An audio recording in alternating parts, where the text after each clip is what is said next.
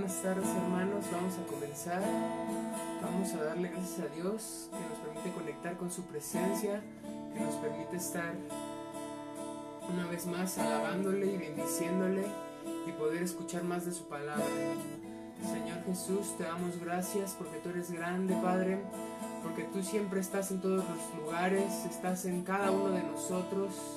Gracias, Señor, por lo que eres, por lo infinitamente bondadoso que has sido, Padre. Gracias, Señor, porque puedes estar en cada uno de nuestros hogares, Señor, que podemos estar, aunque estemos a metros, a kilómetros de distancia, podemos estar todos conectados por tu Espíritu, todos conectados por tu palabra, Señor, y te damos gracias porque una vez más nos das el tiempo de alabarte, de bendecirte y cantarte, porque tú nos amas, Dios, y moriste por nosotros en la cruz, y te alabamos, te damos toda la gloria y honra por eso, Dios. Eres grande y poderoso, Señor. Te alabamos, Dios.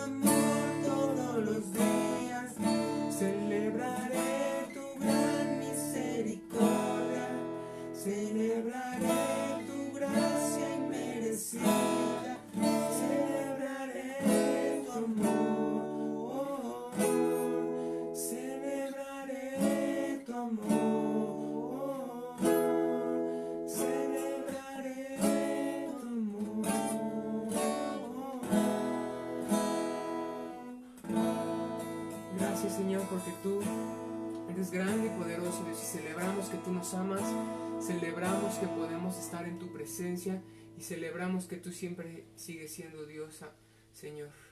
Te damos gracias, te damos toda la gloria, toda la honra, porque tú eres maravilloso, Dios. Tú eres exaltado, eres maravilloso, Dios. Te anhelamos, te exaltamos, Dios. Eres grande y poderoso, Dios. Santo, santo eres tú.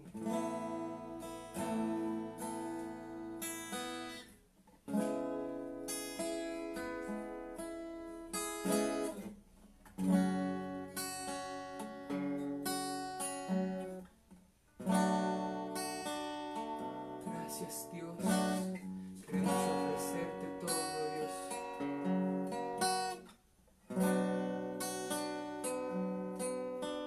Te alabamos, Padre.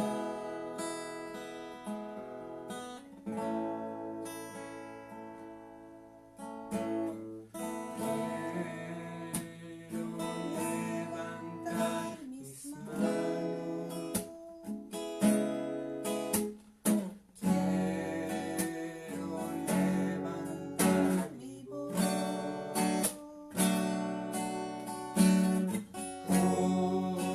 Ofrecerte a ti mi vida.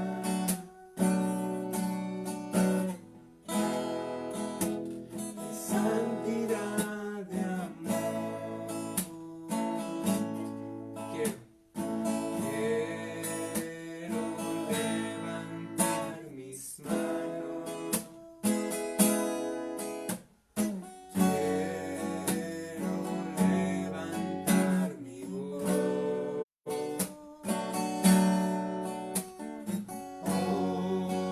Ofrecerte a ti mi vida.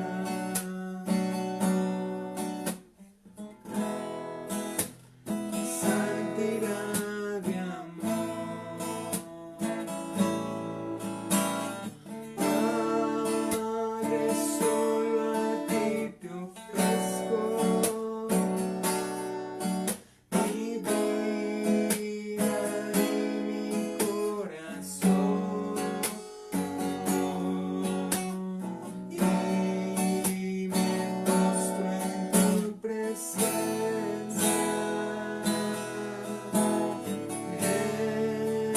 En adoración,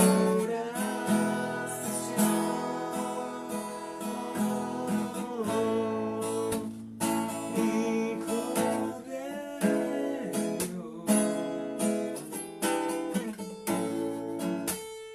recibe toda la gloria,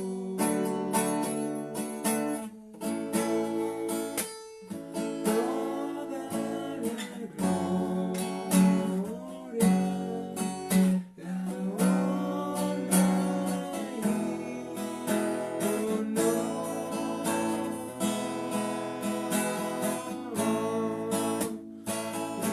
Hijo de Dios,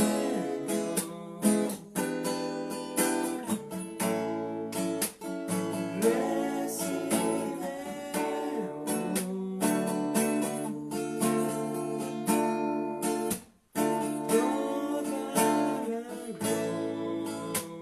toda la gloria, la honra y honor.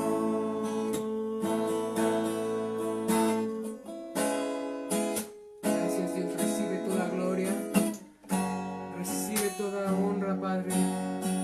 Recíbela ahora, Dios. Recibe lo que te mereces, Dios.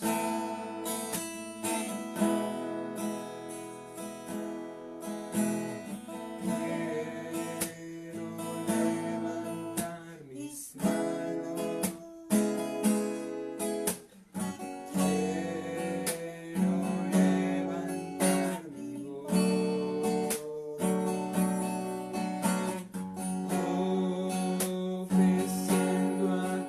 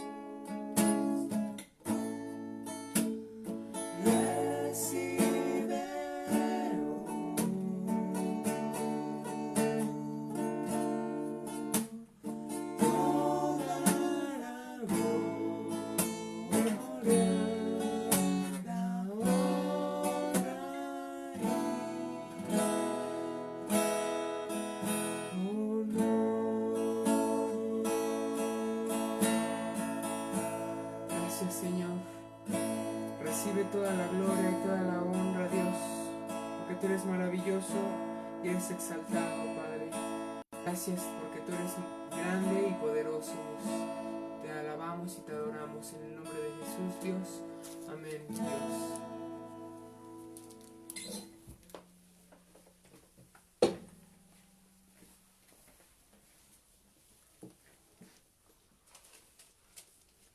Hola queridos amigos y hermanos en Cristo que están viendo esta transmisión. Quiero darles la bienvenida y quiero agradecer el que puedan estar conectados con nosotros en esta hora.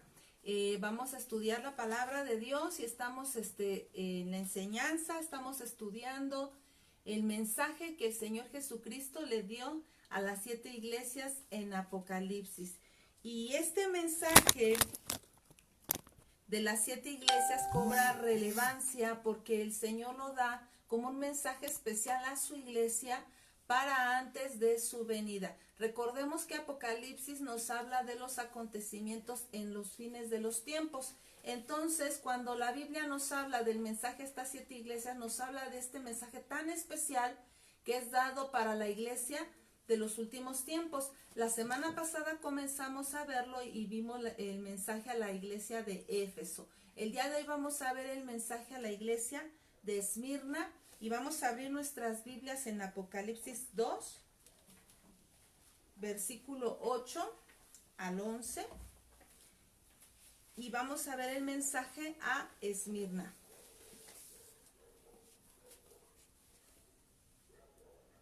Dice así: y escribe al ángel de la iglesia en Esmirna, el primero y el postrero, el que estuvo muerto y vivió, dice esto: yo conozco tus obras y tu tribulación y tu pobreza, pero tú eres rico, y la blasfemia de los que se dicen ser judíos y no lo son, sino sinagoga de Satanás.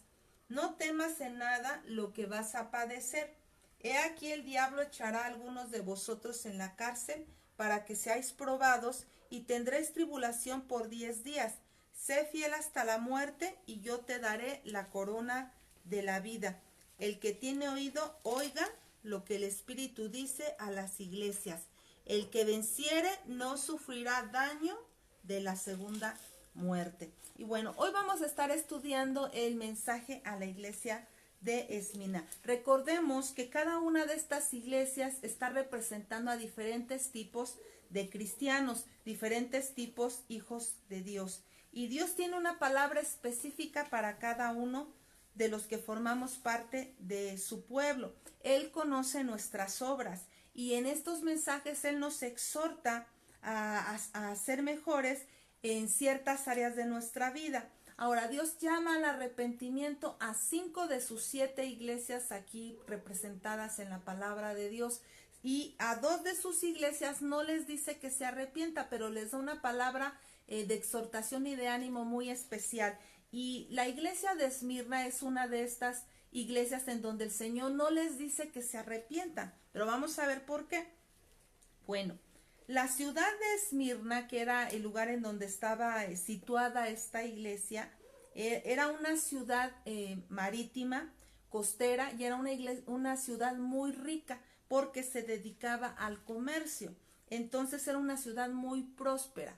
Ahora, el nombre de Esmirna es un nombre que tiene una raíz etimológica que significa mirra, como la especia aromática. Los que hemos leído la palabra de Dios sabemos que mirra representa el sufrimiento, porque la mirra se utilizaba para sanar las heridas que eran ocasionadas en el cuerpo. Entonces, mirra tiene una gran relación con el sufrimiento. Entonces, cuando la palabra de Dios dice que esta iglesia estaba situada en Esmirna, no es casualidad que era una iglesia sufriente, que era una iglesia que estaba, como acabamos de leer, en gran tribulación. ¿Y cómo es posible que una iglesia sufra tribulación y, como ya también lo vimos, sufra pobreza si está viviendo en un lugar en donde hay mucha prosperidad económica? Sin embargo, la iglesia sufría a tal grado que era menospreciada y que dentro de esa ciudad económicamente próspera, ellos sufrían porque eran discriminados, porque ellos no hacían lo mismo que las otras personas y eso les repercutía a ellos en su economía. Entonces, la iglesia ubicada en la ciudad de Esmirna era una iglesia que sufría de sufrimiento, perdón, la redundancia, que tenía gran sufrimiento y padecía de persecución.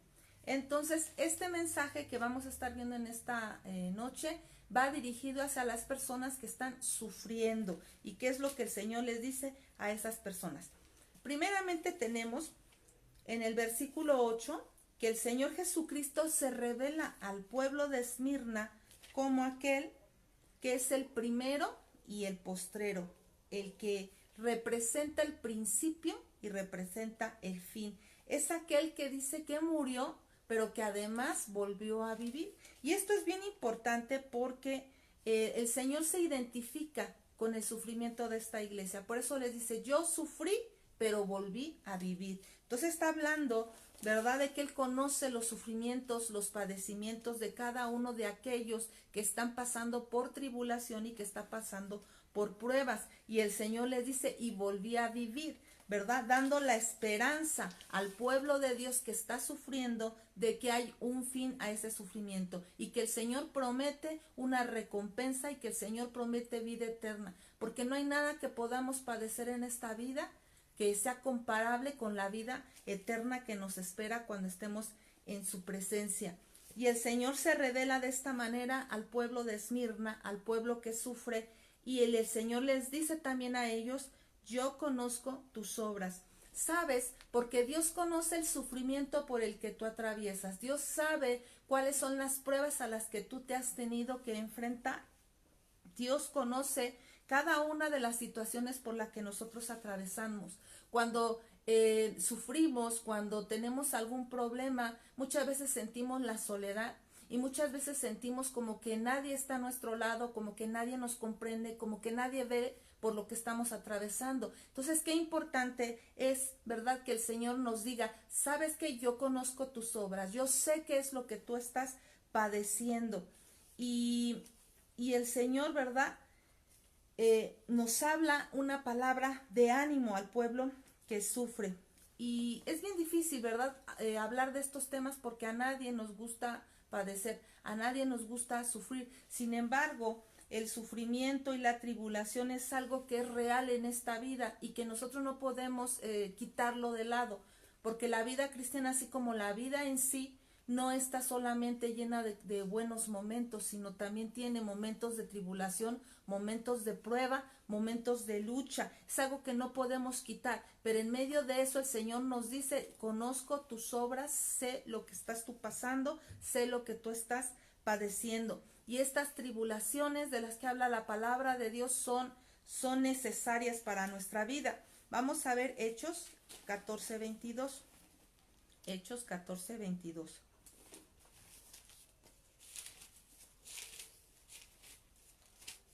Hechos 14:22 nos dice que son necesarias.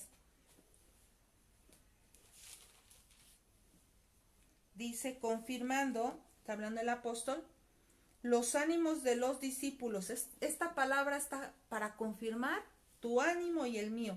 Confirmando los ánimos de los discípulos, exhortándoles a que permaneciesen en la fe y diciéndoles, es necesario que a través de muchas tribulaciones entremos en el reino de Dios. Entonces el Señor nos da una palabra de ánimo y nos exhorta a permanecer firmes en la fe, porque es en los momentos de tribulación, es en los momentos de persecución, de necesidad, de situaciones difíciles en donde vamos a ver la mano de Dios, pero también es donde nosotros le demostramos al Señor la fidelidad.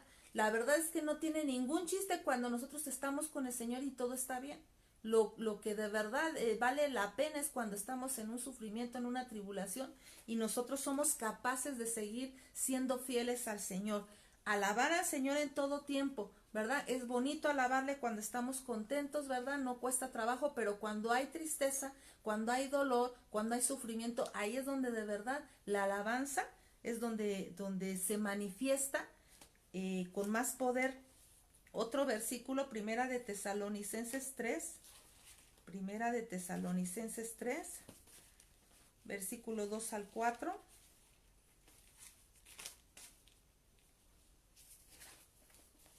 Nos dice, Enviamos a Timoteo, nuestro hermano, servidor de Dios y colaborador nuestro en el Evangelio de Cristo, para confirmaros y exhortaros respecto a vuestra fe, a fin de que nadie se inquiete por estas tribulaciones, porque vosotros mismos sabéis que para esto somos puestos. Fíjense cómo vuelve a decir el Señor aquí a través de Timoteo que tenemos que estar, ¿verdad? Firmes, nos exhorta y nos confirma a que estemos nosotros ahí fieles. ¿Por qué? Porque dice aquí que para eso estamos puestos. O sea, qué tremendo. Esto es algo que normalmente no se predica en la iglesia del Señor, pero que es muy necesario. Porque si nosotros no tenemos la visión de que las situaciones pueden ser difíciles, en el momento en que se nos presenten vamos a tropezar. Entonces, inclusive aquí dice que para eso hemos sido puestos. O sea, tenemos que tener una fortaleza espiritual, una fortaleza en la fe y en el carácter, para que venga lo que venga, nosotros podamos ser capaces de estar firmes. Las tribulaciones producen frutos en nuestra vida. Vamos a ver 2 Corintios 4:17. 2 Corintios 4:17 dice: porque esta leve tribulación momentánea produce en nosotros un cada vez más excelente y eterno peso de gloria, no mirando nosotros las cosas que se ven, sino las que no se ven, pues las cosas que se ven son temporales, pero las que no se ven son eternas. Entonces aquí dice que la tribulación produce cada vez un mayor peso de gloria. O sea, la tribulación, cuando nosotros podemos reaccionar correctamente ante ella, va a producir frutos de gloria en nuestra vida. Y las pruebas son necesarias que pasemos nosotros por ella, porque de esa manera nuestra fe es afirmada. Vamos a ver Santiago 1, del 1 al 4. Santiago 1, y vamos a leer del 2 al 4. Y dice: hermanos míos, tened por sumo gozo cuando os halléis en diversas pruebas, sabiendo que la prueba de vuestra fe produce paciencia. Y dice aquí: mas tenga la paciencia su obra completa, para que seáis perfectos y cabales, sin que os falte cosa alguna. Y dice, ¿verdad?, que la prueba de nuestra fe produce paciencia. Entonces, es fácil poder decir tengo fe, es fácil poder decir yo amo a Dios, es fácil poder decir yo soy fiel al Señor cuando todo va bien, pero cuando las cosas se ponen difíciles, es ahí donde tenemos que demostrar la fe que tenemos, es ahí donde tenemos que demostrar el amor que le tenemos al Señor y la fidelidad, la constancia delante de Él. Y el Señor nos anima en esta palabra a no rendirnos, sino a permanecer firmes y fieles a Él.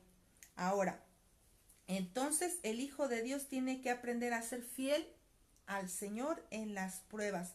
Ahora, la iglesia de Esmirna padecía tribulación en 3 áreas, y vamos a ver ahí en Apocalipsis nuevamente, en el capítulo 2, donde comenzamos, que la iglesia de Esmirna padecía tribulación en 3 áreas.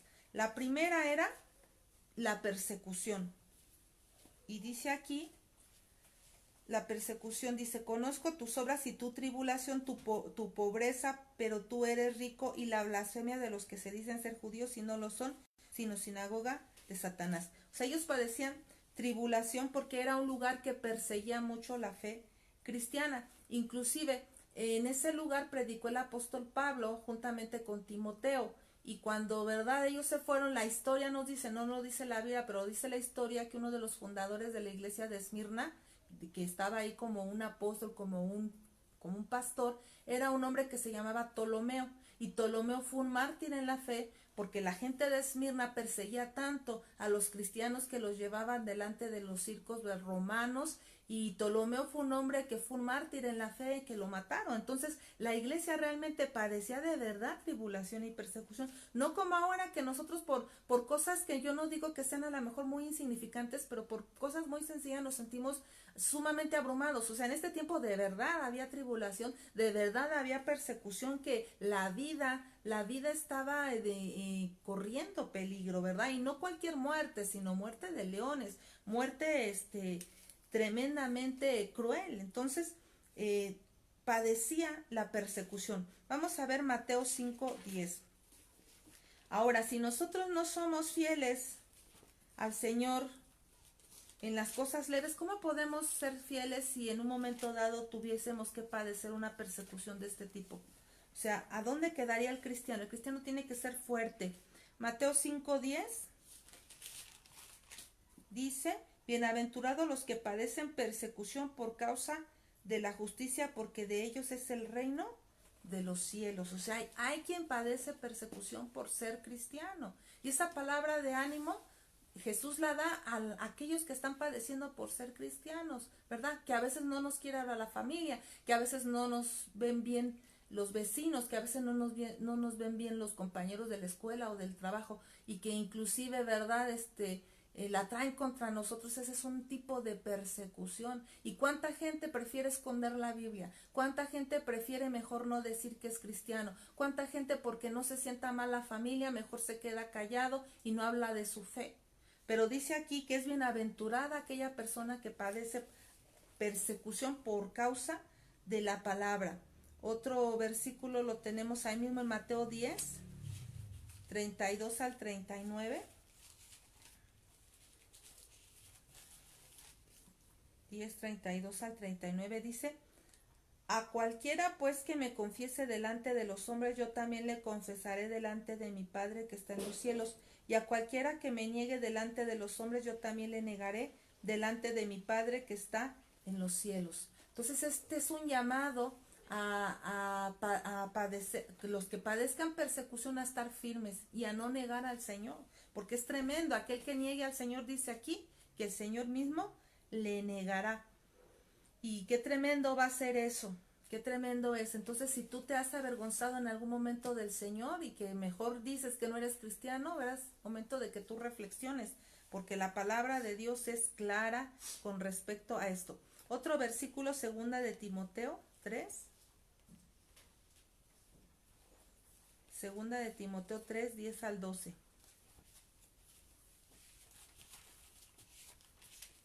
Dice, pero tú has seguido mi doctrina, conducta, propósito, fe, longanimidad, amor, paciencia, persecuciones, padecimientos, como los que me sobrevinieron en Antioquía, en Iconio, en Listra, persecuciones que he sufrido, y de todas me ha librado el Señor. O sea, el Señor conoce nuestras persecuciones, conoce si estamos padeciendo, pero aquí dice, ¿verdad?, que el discípulo puede sufrir persecución. Entonces tenemos que estar preparados.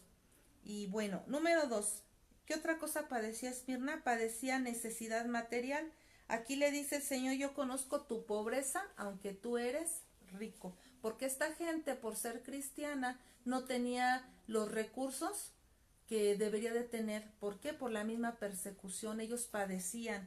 Dice aquí que la palabra pobre que se utiliza, no crean que es pobre de que tenían frijolitos, ¿no? Algo así, tortillitas para comer, no. La palabra pobreza que se utiliza aquí es una palabra que denota que no tenían absolutamente nada, nada de comer, no tenían nada. ¿Por qué? Por el mismo padecimiento de ser cristiano. Y esto me lleva, ¿verdad?, a pensar en aquellos hermanos que padecen, por ejemplo, aquí en nuestro país, en el estado de Chiapas, que inclusive hasta los corren de sus tierras, no les permiten trabajar por ser cristianos, por tener una fe diferente a la de ellos. Y está hablando de este tipo de personas que padecen lo material. ¿Cuántos estaríamos dispuestos a padecer lo material con tal de levantar en alto nuestra fe?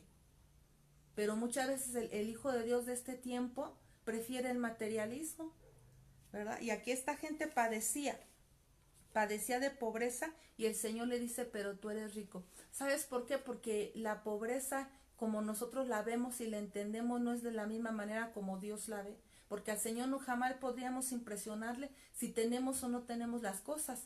Él lo que ve es lo que hay dentro del corazón. Y a esta iglesia que era pobre en lo material, Dios la veía como una iglesia rica. Muy contrario, y lo vamos a ver más adelante con la iglesia de la Odisea, porque la iglesia de la Odisea era una iglesia de recursos económicos y muy próspera económicamente. Sin embargo, a ellos Dios los ve como pobres. O sea, de aquí nos damos cuenta que Dios no ve las cosas como las vemos los humanos, ¿no? Y aquí el Señor me llama la atención que no les dice, sabes que yo te voy a proveer, o no les dice nada de eso, aunque estoy segura que el Señor, ¿verdad?, tenía cuidado de ellos de alguna manera. Pero les dice, no temas, ¿verdad?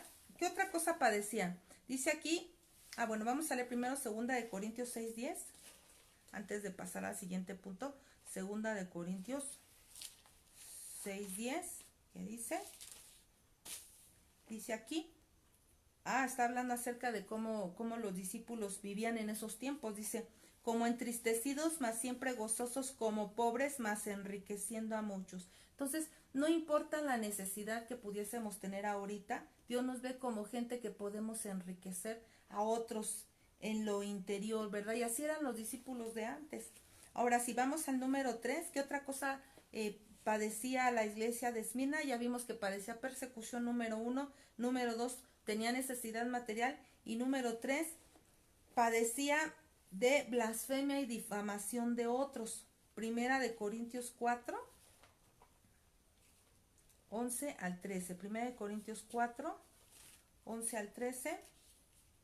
Dice, hasta esta hora padecemos hambre, tenemos sed, estamos desnudos, somos abofeteados y no tenemos morada fija.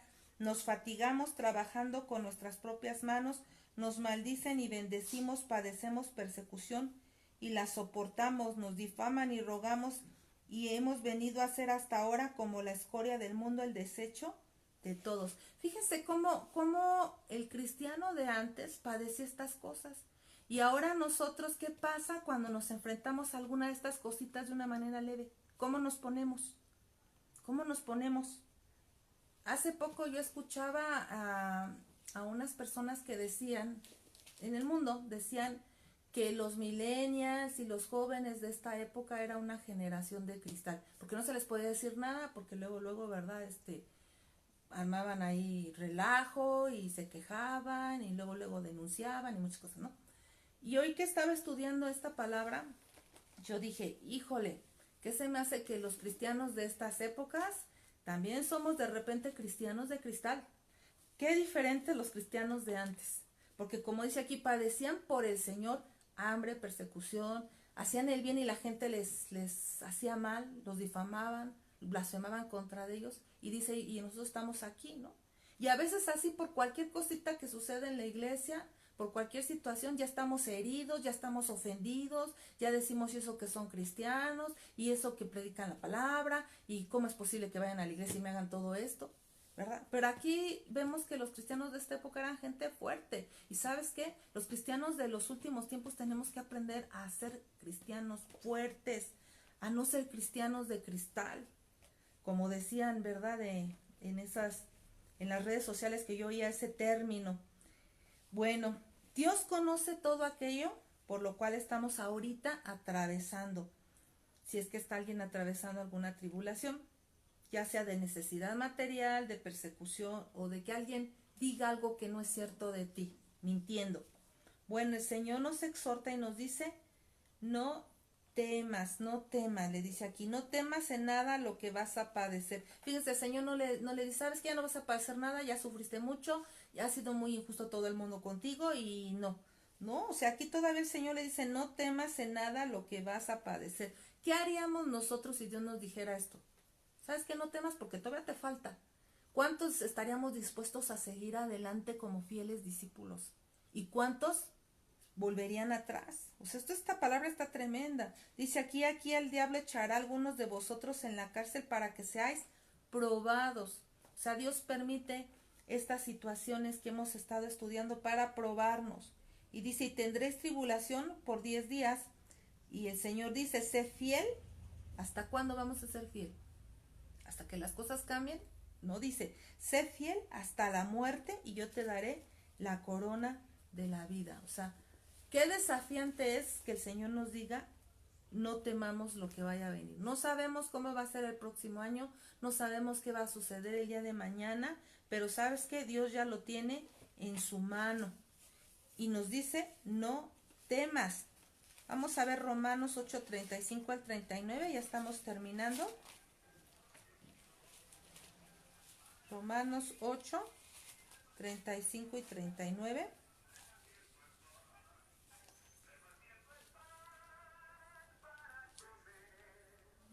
Dice, ¿quién nos separará del amor de Cristo? tribulación o angustia, persecución o hambre o desnudez o peligro o espada, como está escrito, por causa de ti somos muertos todo el tiempo, somos contados como ovejas de matadero. Antes en todas estas cosas somos más que vencedores por medio de aquel que nos amó, por lo cual estoy seguro de que ni la muerte, ni la vida, ni ángeles, ni principados, ni potestades, ni lo presente, ni lo porvenir, ni lo alto, ni lo profundo, ni ninguna otra cosa creada nos podrá separar del amor de Dios que es en Cristo Jesús, Señor nuestro. Señor nos promete la victoria, nos dice, no temas porque nada nos puede separar del amor de Dios. Y allí tiene la lista, la tribulación, el hambre, la persecución, aún la muerte, o sea, esto está tremendo, el peligro, la espada, o sea, nada de eso nos puede separar de su amor. Por tanto, no temamos, porque finalmente Dios es el que tiene en sus manos las cosas y Él sabe hasta qué punto, ¿verdad?, las cosas van a ser. Y nos llama a no desmayar, porque dice, no temas, ¿verdad?, lo que vas a padecer, o sea, sé fiel hasta la muerte, o sea, no desmayemos, hay que resistir, hay que ser fieles hasta el final, porque hay gran galardón para aquella persona que pueda ser fiel hasta el final. Vamos a ver Santiago 1:12. Santiago 1:12 dice, bienaventurado el varón que soporta la tentación, también la prueba, porque cuando haya resistido la prueba recibirá la corona de la vida que Dios ha prometido a los que le aman. Y aquí vuelve a decir lo mismo, sé fiel hasta la muerte y yo te daré la corona de la vida. La corona de la vida es una de las coronas que promete la palabra de Dios como recompensa en la vida eterna, y esa corona de la vida es para la persona que ha sufrido tribulación y que ha vencido. Entonces el Señor dice, sé fiel hasta la muerte y yo te daré la corona de la vida. A esta iglesia ciertamente no la llama a un arrepentimiento, pero sí la llama a ser una iglesia fuerte, a una iglesia que no se desanime, que siga adelante, que no tema, que sea fiel hasta el final.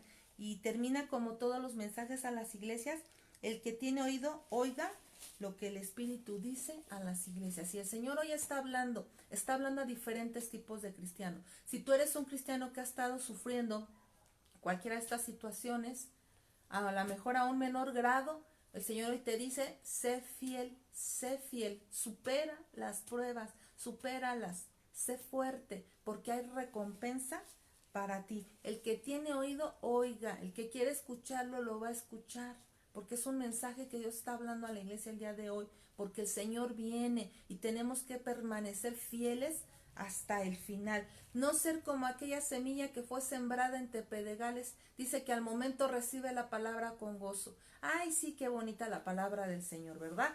Pero ya cuando viene la tribulación y la prueba, ¿qué sucede? Dice que tropieza y cae porque era de corta duración. Y el Señor no quiere que tú y yo seamos gente de corta duración, quiere que seamos gente que permanezca hasta el final. El cristianismo, el ser discípulo de Jesús, no es de los que comienzan, es de los que terminan. No es una carrera de velocidad, es una carrera de resistencia. Vamos a orar. Señor Jesús, te damos gracias por tu palabra que en esta noche nos habla, Señor, acerca de la fidelidad que debemos tener para contigo, no importando las luchas y pruebas que tengamos que atravesar. Señor, hoy te rogamos por aquellos que están pasando por una situación difícil, Señor, que tú les des, Señor, la fortaleza, que tú les des, Señor, una puerta abierta para ellos, que tú, Señor, que conoces todas nuestras obras, que sabes lo que estamos padeciendo, seas tú, Señor, el que se manifiesta en cada circunstancia, Señor, pero que cada uno, Señor, podamos mostrar esa fidelidad, que podamos resistir hasta el final, que podamos, Señor, ser fuertes, ser firmes, Señor, y vencer toda lucha, vencer toda prueba, toda tribulación, Señor, que nuestra fe no falte en ningún momento porque queremos estar contigo, queremos ser fieles hasta la muerte, Señor, que tú ya nos has prometido la victoria, Señor, nos has prometido esa corona y esa recompensa. En el nombre de Jesús, Señor, te damos las gracias. Y gracias por habernos sintonizado. Nos vemos la próxima semana con una palabra más de edificación.